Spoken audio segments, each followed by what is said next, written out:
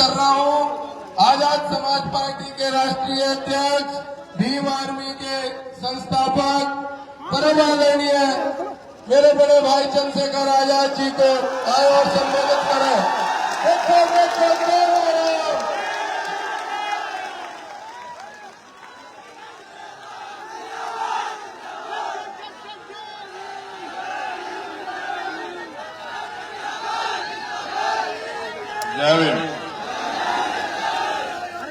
तो हम ठहरे अनुशासित व्यक्ति और हमें अपने लोग भी ऐसे ही चाहिए कि हमारे लोग भी अनुशासित हों।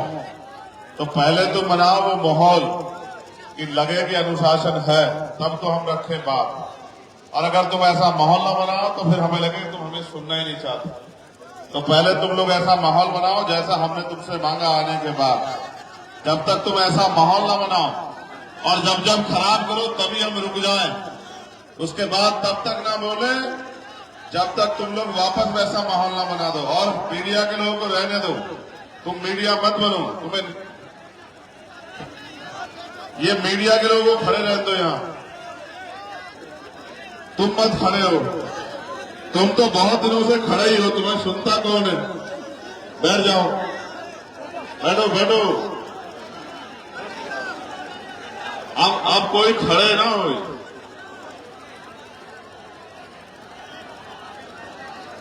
सुनो, तुम्हारी वजह से भी बड़ी दिक्कत हो रही है, तुम भी थोड़े नीचे को हो जाओ।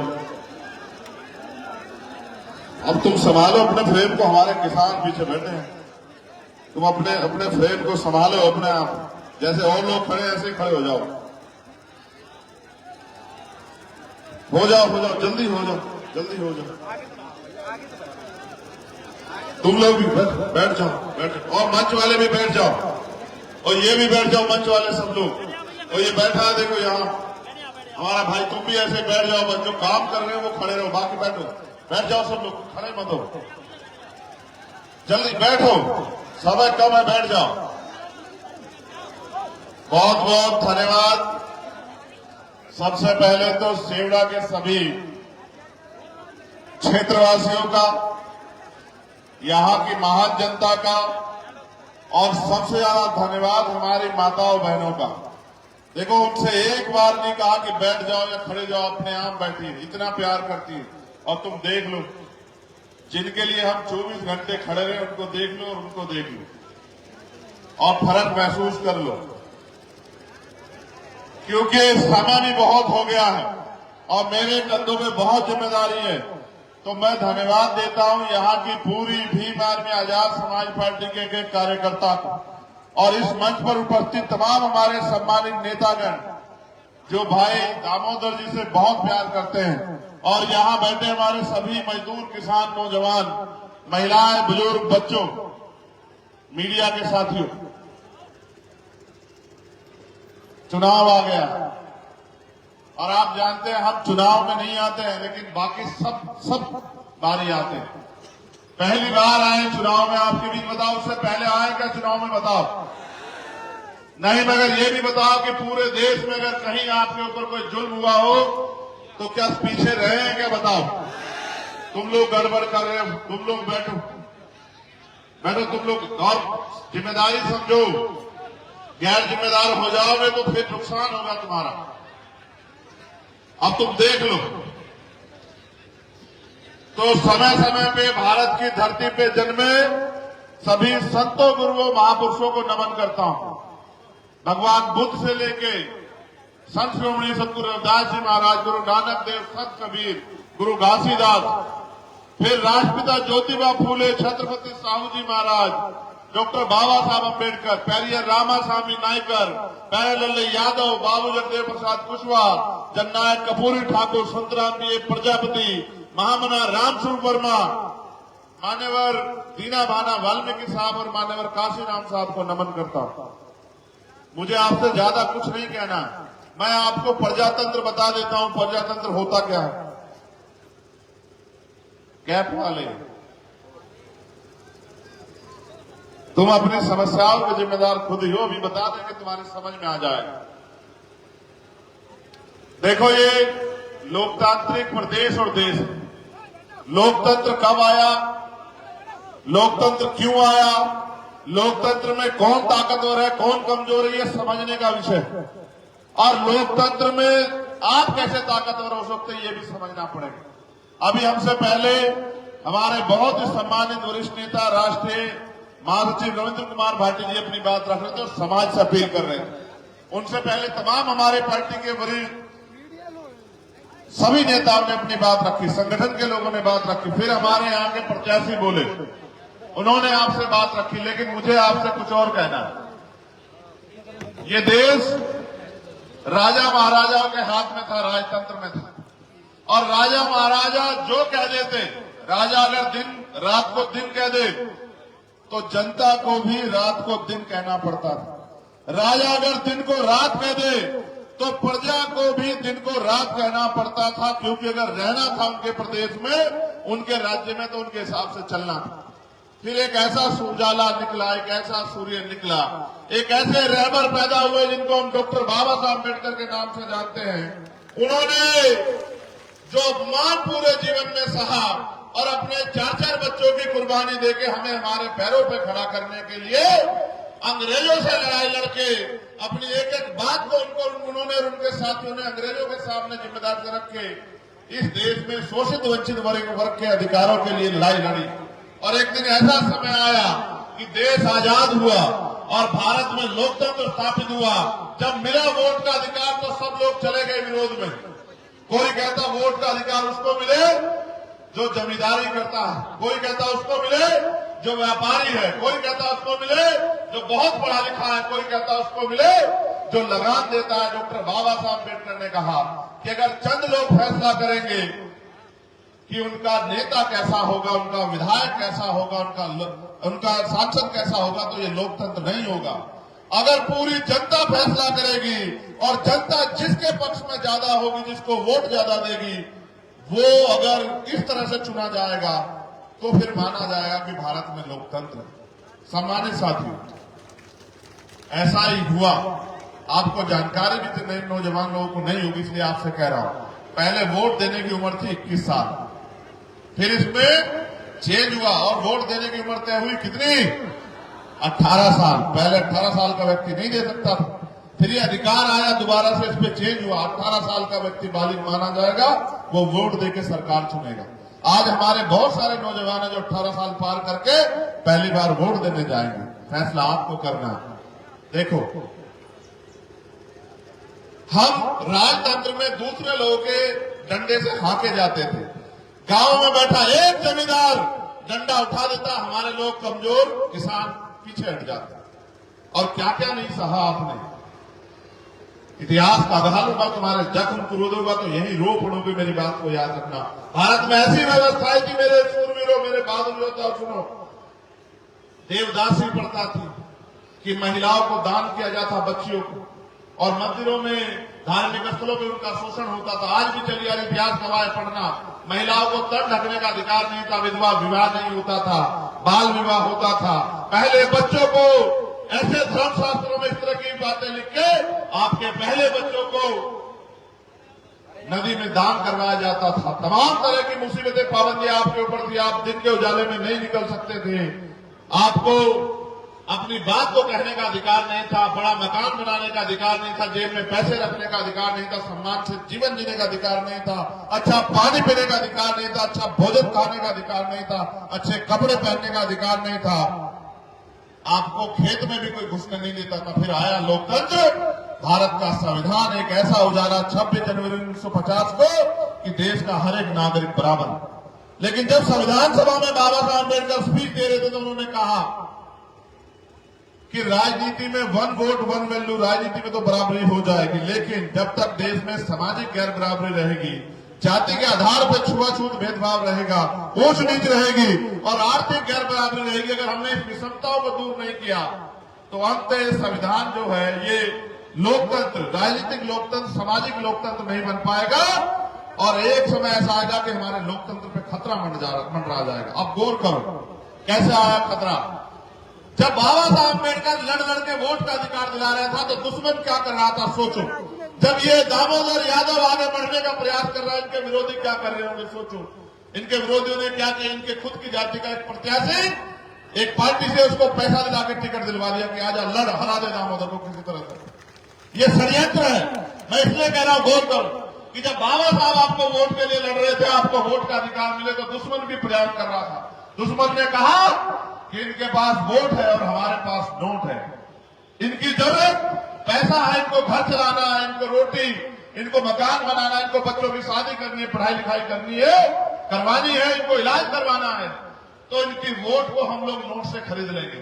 और बाबा साहब अम्बेडकर लंबे समय प्रयास करते रहे कि वोटों की बिक्री बंद हो जाए, क्योंकि आर्थिक गैर बराबरी थी। 14 अगस्त जब हम गुलाम थे भारत में 1947 को, 15 अगस्त को आजाद हुए, लेकिन 16 अगस्त को भी आपकी जेब में कोई पैसा नहीं आया। जो 14 अगस्त में जिसकी जेब में जो पैसा था, 16 अगस्त को भी वही था, 17 को भी वही था, 18 को भी वही था।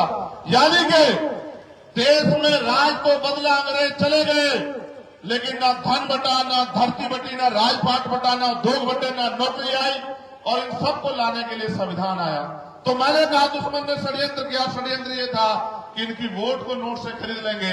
बाबा साहब हमारे रहकर अपने 4-4 बच्चों को कुर्बानी देके और 22-22 घंटे जाग के समाज को तैयार करते रहे कि मेरे लोगों, अपनी वोट का सौदा मत करो, वोट को बेचो मत। लेकिन वो बोलते बोलते चले गए, मेरे लोगों हमारा राज स्थापित नहीं हुआ, आपने बात नहीं मानी। फिर मान्यवर काशीराम साहब क्लास 1 के अधिकारी, एक बार बाबा साहब के अम्बेडकर के मिशन के बारे में पता लगा, नौकरी छोड़ दी।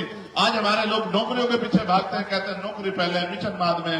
मान्यवर काशीराम साहब ने क्लास 1 की नौकरी छोड़ दी, साइंटिस्ट थे, और कहा मैं समाज को पैरों पे खड़ा करूंगा। मैं अकेला व्यक्ति बहुत अच्छा भोजन खा रहा हूं, बहुत अच्छी सुविधाओं, मेरा समाज मिट्टी में मिला हुआ है, मेरा समाज अपमान सह रहा, मैं चैन से नहीं बैठूंगा। गली गली निकले, आपके क्षेत्र में आएंगे सेवड़ा के मेरे लोगों, और लोगों को जाके समझाया कि उठ जाओ, खड़े हो जाओ। और एक नारा देते थे वो कि वोट की रक्षा बहन बेटी की रक्षा की तरह करनी है। कैसे करनी है, कैसे करनी है बताओ। उनका उद्देश्य क्या था कि बाबा साहब अम्बेडकर जो पीड़ा महसूस करते थे कि वोट हमारे पास है, नोट इनके पास है, ये हमारी वोट को नोट से खरीद रहे हैं। उन्होंने नारा इसलिए दिया कि लोग वोट को बेचना बंद करें, वोट की शक्ति समझे। और एक समय आया कि लोगों ने वोट बेचना बंद कर दिया, और एक समय आया कि हम राजनीतिक रूप से ताकतवर होने लगे। दुश्मन ताकतवर है, समझदार है। फिर उसने करा क्या, इस बात को भी समझ लो। उसने कहा भाई अब देखो काशीराम जैसा एक आदमी आ गया है, जो तोड़े से टूट नहीं रहा है, जो डराए से डर नहीं रहा है, जो खरीदे से खरीदा नहीं जा रहा है, अब कैसे करोगे। उन्होंने कहा अब तक हम वोट खरीदते थे, अब वोट की गठरी खरीदेंगे। अब हमारा आदमी इनकी पार्टी में जाएगा, वहां से टिकट लेगा, वोट इनका लेगा और काम हमारा करेगा। और अब ऐसा ही होता है। दामोदर यादव को प्रत्याशी हमने क्यों चुना पता है आपको? सिर्फ इसलिए नहीं चुना कि ये विधायक बन जाए, इसलिए चुना क्योंकि ये नेता नहीं, ये लीडर है, ये लड़ता आ रहा है, हमारे गैर मौजूदगी में लड़ता आ रहा है। और मैं ये मानता हूं कि अगर आपके बीच में एक लीडर खड़ा हो गया तो एक के पीछे एक इतने लीडर तैयार होंगे। ये मध्य प्रदेश है, यहाँ 90% आबादी दलित, पिछड़े, आदिवासी और माइनॉरिटी के लोगों की है। आपने जातिगत जनगणना बिहार की देखी, बिहार की जातिगत जनगणना कहते हैं कि 90% आबादी दलित, पिछड़े, आदिवासियों और मुसलमानों की है। और फिर अभी आर्थिक आंकड़े जारी नहीं हुआ, अगर आर्थिक आंकड़े जारी होंगे आपको जानकारी होगी कि 90% लोग 10% पैसे से अपने बच्चों का पेट किस तरह पाल रहे हैं, आपको पता लगेगा। और 10% लोग 90% पैसे से कैसे ऐश कर रहे हैं भारत में, इसका भी आपको पता लगेगा कि क्या चोर बाजारी चल रही है। अमीर का कुत्ता भी एसी में सोता है, अमीर का कुत्ता भी 4 पहियों की गाड़ी में घूमता है, और किसान को बंद कर देते हैं 10,000 रुपए में। 1-1 लाख करोड़ रुपए लेके इनके पूंजीपति मित्र मोदी जी के भाग गए। किसी ने सवाल नहीं पूछा, आप 10,000 रुपए का बिल रोक लो, आपकी बिजली काट देंगे और आप पर मुकदमा करके आपको जेल भेज देंगे। ये हालत है आदेश की। मैं आपको कहना चाहता हूं, और आप चेक करा लो, केंद्र सरकार और स्टेट की सरकार के जो गोदाम में अनाज सड़ रहा है, गरीब के पेट तक नहीं पहुंचाना, गरीब भूख से मर जाए, लेकिन वो अनाज सड़ जाएगा, उससे कोई फर्क नहीं पड़ता। अंत सरकारों का उद्देश्य ये है कि ये अपने पैरों पे खड़ा ना हो और इनका पेट ना भरे, इसलिए व्यवस्था बना के आपको लूटने, खसोटने और खरीदने का काम किया जा रहा। मैं आपको ये कहना चाहता, बहुत हो गया, बहुत जुर्म आपने सह लिए। 12 फरवरी को हम लोग भोपाल में आए थे और बड़ी संख्या में आप लोग भी पहुंचे होंगे। और हमने अपनी इस सरकार को जो है अपना ज्ञापन दिया कि ये हमारी मांगे सरकार ने हमें छोड़ दिया, हमारी खबर नहीं ली। मैंने जब पता किया दामोदर यादव के बारे में कि अब देखो नेता पता करता है पैसा कितना है, कंपनी है, फैक्ट्री है, नहीं, मैंने जब पता किया तो मैंने पता किया कि जब 2 अप्रैल में दलित समाज के लोग अपने अधिकारों के लिए सड़कों पे आंदोलन कर रहे थे तो दामोदर यादव उनके बीच में खड़ा था, दामोदर यादव उनका नेतृत्व कर रहा था और भारतीय जनता पार्टी के लोग उसमें मुकदमा लिखवाने के लिए घूम रहे थे। ये तो ताकतवर है, मुकदमे तो 16 हजार झेल रहा है, कौन झेल लेता। लेकिन आप ये सोचो कि आपके बुरे समय में आपके साथ कौन। हमारे कुछ साथियों को निराशा भी लगी होगी जो लड़ना चाहते थे, उनको ये भी लगा गया, हमसे पूछा कुछ फैसले राजनीति में बड़े कठोर ले जाते हैं और फिर मैं कह रहा हूं अपने नेता और उसकी नीति पे भरोसा रखो। मैंने किसी धंधा सेठ के बेटे को आगे बढ़ाने के लिए यहां नहीं खड़ा किया, आपके बीच के व्यक्ति में जो लड़ रहा है मेरे जैसा है। मैं भी 20 साल से झंडा उठा के घूम रहा हूं और ना सीबीआई रोक पाई, ना ईडी, ना इनकम टैक्स, ना जेल। 16 महीने जेल में रहा, मेरे लोग अपने दिल पे हाथ रख के पूछना मैं खून हूं आपका। 16 महीने जेल में रहा, एक रात मैंने ऐसे काटी, मेरी दवाई बंद कर दी, मेरी मुलाकात बंद कर दी, मेरी किताबें बंद कर दी, मेरा खाना बंद कर दिया, सूखी रोटी मेरे आगे पटक दी। और मैंने याद किया अपने महापुरुषों किस तरह से हमारे लोगों ने जीवन बिताया। मैं डटा रहा लेकिन हिम्मत नहीं हारी। एक एक रात मैंने सोच के काटी, अगर मुझे मौका मिलेगा तो ऐसा इतिहास लिखेंगे जिसको सदियों सदियों पढ़ा जाएगा, ऐसा इतिहास लिखेंगे। और मेरा अपराध ये है मेरे लोगों कि मैंने रानी के पेट से जन्म नहीं लिया। मैंने किसी मुख्यमंत्री, किसी मिनिस्टर, किसी विधायक, एमपी के घर में पैदा नहीं हुआ। एक प्राइमरी स्कूल के हेडमास्टर का बेटा हूं, आपके जैसे घर से आता हूं, मगर मेरी मां रानी से कम नहीं है। जिसने मुझे पैदा किया वो रानी से कम नहीं है। मेरी ये जो माए बैठी है, बहनें, रानियों से कम नहीं है। ये मेरा अपराध है, इसलिए मैं ताकतवर लोगों की नजरों में चुभ गया। उनको लगता है अगर ये गरीब का बेटा खड़ा होगा। आप मुझे अपने जिम्मेदारी से बताओ, अगर चंद्रशेखर आजाद ताकतवर होगा तो क्या आप ताकतवर होंगे नहीं होंगे? बताओ। अभी तो शुरुआत हुई है। आज मैं यहाँ सभा करने आया हूँ, यहाँ एक और बड़ी सभा होगी दूसरी पार्टियों की और उनका एक सूत्रीय कार्यक्रम होगा कि चंद्रशेखर आजाद ताकतवर नहीं होना चाहिए, चाहे बीजेपी जीत जाए चाहे कांग्रेस जीत जाए। मैं आपसे पूछना चाहता हूँ, यहाँ कांग्रेस भी थी, यहाँ बीजेपी भी थी, आपका भला हुआ क्या? आप बताओ। मैं तो यहाँ वोट मांगने नहीं आया, मगर ये बताओ कभी आपके ऊपर आंख उठी, मैंने पीछे पलट के देखने दिया आपको? आज अगर आप मुझसे प्यार करते तो मैंने कुछ दिया थोड़ा ही आपको, बस आपके लिए मेहनत करके प्यार कमाया। और जब मैं इनकी सीबीआई इनकम टैक्स से नहीं रुका तो इन्होंने मेरे ऊपर गोली चलवा दी। मैं 4-4 गोली खा के बैठा हूं, लेकिन मैं 30वें दिन गया था भरतपुर ये बताने के लिए कि शेर का बच्चा हूं, हटूंगा नहीं। विशेष बात को याद रखना, डॉक्टर बाबा साहब अम्बेडकर का सिपाही हूं, हौसला नहीं दिखाने दूंगा। और याद रखना, अगर एक चंद्रशेखर आजाद जाएगा तो लाखों चंद्रशेखर आजाद तैयार हो गए देश में, तुम रोक नहीं पाओगे। और फिर कहता हूं, डॉक्टर बाबा साहब अम्बेडकर ने कहा कि 21वीं सदी हमारी है, कोई रोक नहीं सकता। 21वीं सदी में दलितों का, पिछड़ों का, आदिवासियों का और अल्पसंख्यक समाज में मुसलमान, जैन, सिख, बौद्ध कमजोर वर्गों का राज आने के लिए बाबा साहब अम्बेडकर ने तो रानी का पेट बहुत दिन पहले चीर दिया था, आजाद होने से पहले, और कहा कि रानी के पेट से अब राजा नहीं पैदा होगा, राजा आपके वोट से तैयार है। ये कौन राजा, ये कौन राजा है जो कह रहा हम राजा? लोकतंत्र है। अगर जो खुद को राजा कहता आपके दरवाजों पे चुनाव के समय नाक रगड़ता हुआ दिखाई दिया, तब मुझे बताना डॉक्टर बाबा साहब अम्बेडकर की वोट में कितनी शक्ति। राजा भी आएगा, महाराजा भी आएगा, सेठ जी भी आएंगे, भट्ट जी भी आएंगे और आपके दरवाजों पे नाक रगड़ेंगे और ये कहेंगे मेरी माँ हो, मेरी बहनों, मेरे बच्चों, मेरे बुजुर्गों, कुछ पैसे ले लो, शराब ले लो, साधन ले लो। वो तुम्हारा भला चाहने नहीं आएंगे, वो तुम्हें बेखरीदने आएंगे। मैं तुमसे पूछना चाहता हूं, तुम बिकाऊ हो? बिकाऊ हो तो भैया पीछे हट जाओ। ये नीला पटका डालने के लिए बहुत बड़ा जिगरा चाहिए, बाबा साहब का झंडा उठाने के लिए बहुत बड़ा जिगरा चाहिए और बाबा साहब का आंदोलन चलाने के लिए बहुत बड़ा दिल चाहिए। ये कोई आसान काम नहीं है। हमारे सामने का अभी बैठे हुए ये खड़े हो जाओ, खड़े हो जाओ। और जब वो गाना बोले तो ऐसे मुंह से तान तान के नाच रहे है, तो हमारी भी मूछें ऊंची हो गई जब हमने इनको नाचते देखा। ये नीला झंडा ये बाबा साहब अम्बेडकर ने हमें दिया और हमने बहुत प्रयास किया मेरे लोगों कि जो पुराना दल है हम एक हो जाए, लेकिन हमारी गलती इतनी अच्छी है, एक तो हम गरीब परिवार से आते हैं, दूसरी हमारी स्पीड ज्यादा है। समझ रहे हो? यही हमारे लिए अगर होते थोड़े बेवकूफ टाइप, थोड़े लालची पैसा कमाने वाले विधायक बनने वाले तो सब रख लेते, सबको पता है। देखो, जिसके पास समस्या है उसको कोई बुरा नहीं कह रहा, उसका कोई विरोध नहीं कर रहा है। जिसके पास सलूशन है उसका विरोध कर रहा है। और हमारे पास सलूशन, एक बार मौका दे के देखो, आपने सबको दे दिया। बेहतर शिक्षा हर गरीब के लिए, हर परिवार के लिए सुलभ शिक्षा। अगर डॉक्टर, इंजीनियर, आईएएस, आईपीएस बनना चाहता तुम्हारा बच्चा, तुम्हें जमीन नहीं बेचनी पड़ेगी, किसी आगे हाथ नहीं फैलाना पड़ेगा, कोई कर्ज नहीं लेना पड़ेगा। ये जवान दे के जाऊंगा यहां से आपको। अगर बहन बेटी की शादी करनी हो तो किसी की तरफ उम्मीद से नहीं देखना पड़ेगा, गिरवी नहीं रखना पड़ेगा आपको। और अगर बढ़िया इलाज है, मैंने तो खोया अपने पिता को, मेरी जेब में पैसे होते, मैं भी धंधा सेठ का बेटा होता तो बचा लेता अपने पिता को।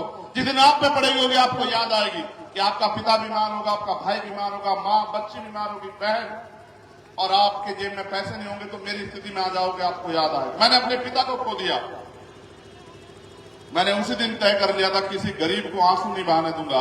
लेकिन याद करो यार, हम हजारों की संख्या में यहां इकट्ठा हुए दामोदर, कई बार तुमने इससे बड़ी बड़ी भीड़ जुटाई होगी, मगर शक्ति किस चीज में इनको ये पता नहीं है।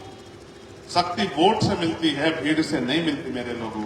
अगर आपने एक एक वोट दामोदर भाई के पक्ष में डाल दी तो फिर आप शक्ति विहीन नहीं रहोगे, फिर आप शक्तिशाली हो जाओगे। वरना मेरी सभाओं में आते रहो, खूब नारा लगाते रहो। मैं रास्ते में रुका, गुजर समाज के बहुत सारे लोग थे, जय भीम जय मीर बोल के नारे लगा रहे थे, माला घेरे थे। मैंने उनको भी समझाया कि माला मेरे गले में कितनी डाल दो, कुछ नहीं होगा। बहुत नारे लगा लो, कुछ नहीं होगा, जब तक आप गली में निकल के, गांव में निकल के, और जो रूठे नाराज लोग हैं उनको तैयार करके अब एक एक वोट आजाद समाज पार्टी के समर्थन में और केतली निशान पे 17 तारीख को नहीं डालोगे तो चंद्रशेखर आजाद को गोलियां खानी पड़ेंगी। क्योंकि जब तक मेरे पास ताकत नहीं होगी तब तक मैं गोलियां तो खाऊंगा। लेकिन सोचो, अगर हमारे पास ताकत होगी तो कोई आप पे गोली चला देगा क्या? आप बताओ। मेरा छोड़ो, चलो छोड़ो, मरना है चंद्रशेखर आजाद को। जब वो इस मिशन में निकला, बहुत सारे हमसे पहले चले गए। आप मुझे बताओ, आपका भविष्य क्या है इस देश में? जब संविधान नहीं होगा, जब लोकतंत्र नहीं होगा, जब वोट का अधिकार नहीं बचेगा, आपको कौन कुर्सी देगा?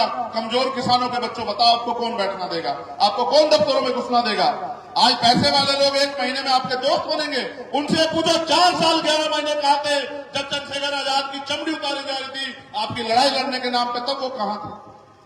आज वो आपको रिश्तेदार बनने का प्रयास करेंगे, आपको याद दिलाएंगे, कुछ नहीं दिलाएंगे। वो आपके 1 महीने के मित्र हैं। आप ये बताओ, 1 महीने वालों के साथ हो या परमानेंट वाले के साथ हो? आप बताओ मुझे। फिर मैं दूसरी बार आपकी सभा में तभी आऊंगा जब अब की बार मैं आऊं तो यहां से वहां जिधर मैं देखूं उधर समुद्र जैसा माहौल मुझे दिखना चाहिए, जैसा आपने भोपाल में मुझे दिखाया था। बताओ, दिखाओगे नहीं दिखाओगे?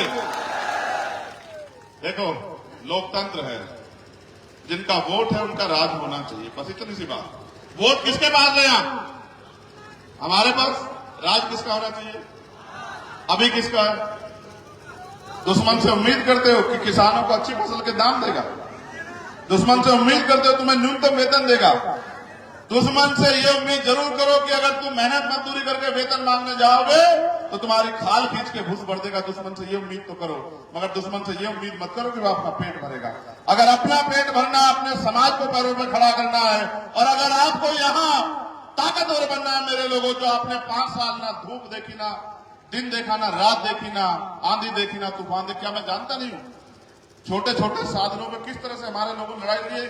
इधर जब मैं सुन रहा था ना तो इसकी भैया की भाषा जो है ना, यहां से मुझे वो याद आ रहे थे। वो कौन से बाबा आपके यहाँ? बागेश्वर वाले वो मुझे याद आ रहे थे इनकी भाषा से। जब ये बोल रहे थे तो हम वही पकड़ के शुरू किए। सर पे हाथ रखने से जिंदगी बदले ना बदले, लेकिन बटन दबाने से जिंदगी बदलेगी, ये बात आप याद रखें। मैं किसानों से भी पूछना चाहता हूं, आप चाहते हो दामोदर यादव आगे बढ़े? देखो मेरी बात सुनो, जातियों को तोड़ के नहीं, जातियों को जोड़ के जीत सकते हैं। एक जाति से कामयाब नहीं हो सकते हैं। आप अपनी पूरी 100% लगाना, ये इधर से अपना 100% लगाए, उधर से किसान 100% लगाए, और ऐसी मिसाल कायम करना। देखो याद रखना, बहुत चारों तरफ अंधेरा, एक जुगनू जला दो अपने जिले में, बस तुम दतिया में, और दामोदर यादव को भेज दो विधानसभा। अब मैंने कहा कि मैंने विधायक नहीं देखा दामोदर यादव, मैंने देखा कि वो लीडर, और अगर उसको मौका मिला तो उसकी छाव में हजारों लोग, तो क्या हमारे छाव में हजारों नेता तैयार नहीं हुए क्या? बताओ आप मुझे। और अभी तो यहाँ भाटी जी और हम और दामोदर भाई और तमाम हमारे नेता बैठे हैं। अभी तो देखो ये गठजोड़ क्या कमाल करके दिखाएगा, आप ध्यान रखना मेरी बात, ठीक है।